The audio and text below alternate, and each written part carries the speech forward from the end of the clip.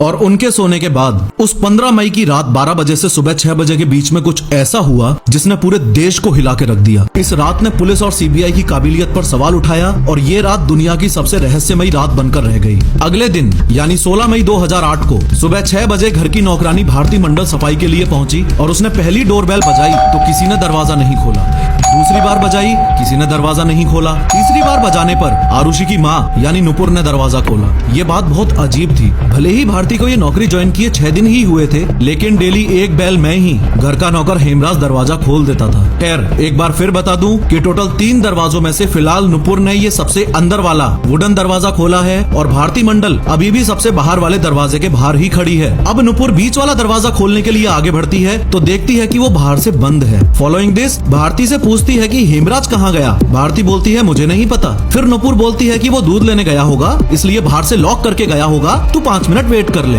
Response में भारती बोलती है कि मुझे और जगह भी सफाई करने जाना है, आपके पास एक्स्ट्रा चाबियां होंगी, वो आप बालकनी से नीचे फेंक दो, मैं नीचे जाके चाबी लाके खुद ही खोल लूंगी। नुपुर ने चाबी फेंकने के दौरान हेमराज को फोन लगाया और आप लोग बहुत ध्यान से सुनना इस बात को कि हेमराज के फोन पर रिंग भी गई थी, किसी ने फोन उठाया भी था, लेकिन 2 सेकंड बाद काट के स्विच ऑफ कर दिया और वो फोन आज तक कभी किसी को कहीं नहीं मिला। खैर, नुपुर बालकनी से चाबी फेंकती है, भारती चाबी लेकर ऊपर आती है और जैसा कि मैंने आपको बताया था कि बाहर वाला दरवाजा तो धक्का देते ही खुल जाता था, लेकिन बीच वाला दरवाजा देखते ही भारती शॉक्ड हो जाती है कि चाबी की तो जरूरत ही नहीं है क्योंकि सिर्फ कुंडी लगी हुई थी। जितनी देर ये भारती मंडल का एंट्री वाला सीन चल रहा था, उतनी देर में राजेश तलवार भी सुबह सोकर उठ गए थे और उन्होंने लिविंग रूम में आकर देखा तो डाइनिंग टेबल पर एक दारू की बोतल रखी थी जिस पर खून के निशान भी थे। राजेश ने शॉक्ड होकर नुपुर से इस बारे में पूछा तो नुपुर भी शॉक्ड हो गई और उसने राजेश को जल्दी से जल्दी आरुषि का रूम चेक करने के लिए बोला।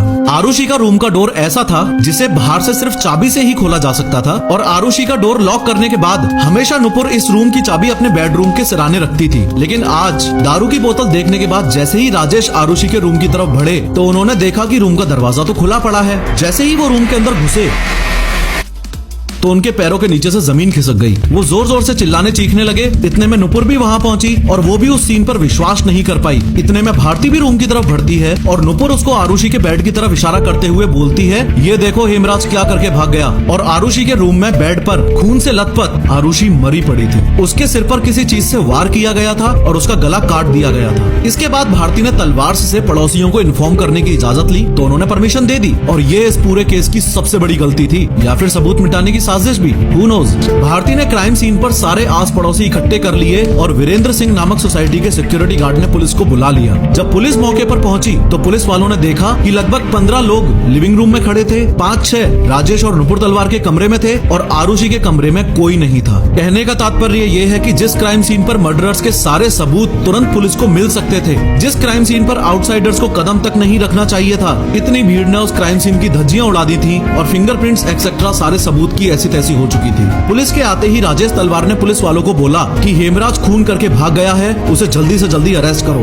कथित तौर पर राजेश तलवार ने ये तक भी बोला कि मैं खुद 25,000 रुपए दूंगा अगर पुलिस उसे नेपाल जाके तुरंत पकड़ ले तो। पुलिस ने भी अपनी तरफ से कहानी बना ली कि रात में शराब पीकर नौकर हेमराज ने आरुषि के साथ जबरदस्ती करने की कोशिश की और आरुषि ने विरोध किया तो वो उसे मार के भाग गया। इस थ्योरी के बेसिस पर पुलिस ने इसे ओपन एंड शट केस बताया, हेमराज पर 20,000 का इनाम रख दिया और पुलिस की एक टीम नेपाल के लिए रवाना हो गई। हालांकि क्राइम सीन यानी राजेश तलवार के इस घर में मौजूद सबूत पूरी तरह से तहस नहस हो चुके थे, पर फिर भी पुलिस ने फिंगरप्रिंट्स, आरुषि के कपड़े, बेडशीट एक्सेट्रा सब फॉरेंसिक वालों को हैंड ओवर कर दिया।